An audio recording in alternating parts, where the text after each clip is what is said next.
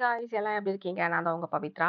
இப்போ நம்ம orange juice பெனிஃபிட்ஸ பார்ப்போம். ப்ளஸ் ஆரஞ்சுல மட்டும் விட்டமின் சி கிடையாது. வேற என்னென்ன ஃப்ரூட்ஸ்லாம் இருக்குன்னு பார்த்தீங்கன்னா, லெமன், கிரேப், பப்பாயா, கோவா. வெஜிடபிள்ல பார்த்தீங்கன்னா, ப்ரோக்கோலி, ஸ்பினாச் கீரை வகைகள் எல்லாத்துலயும் இருக்கு.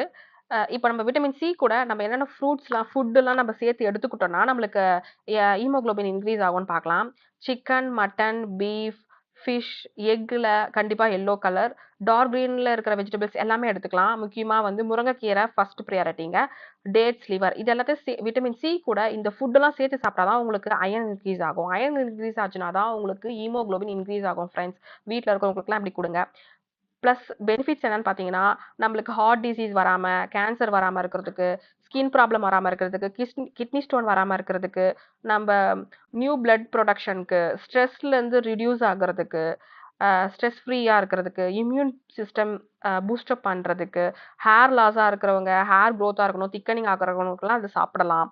அப்புறம் ஃபேஸ்ல மோர் பிம்பிள்ஸ், டார்க் ஸ்பாட்ஸ் இருக்கிறவங்கலாம் இத சாப்பிடலாம். இது வந்து அப்புறம் கொலாஜன் பூஸ்ட் பண்ணி ஸ்கின் வந்து லைட்டனிங் ஆகும். நல்லா பிரைட்டா, ஸ்மூத்தா இருக்கும். யங்கா வச்சுக்கும் ஃப்ரெண்ட்ஸ். இத கண்டிப்பா இதெல்லாம் சாப்பிடுங்க. அ லைக் பண்ணுங்க, சப்ஸ்கிரைப் பண்ணுங்க ஃப்ரெண்ட்ஸ்.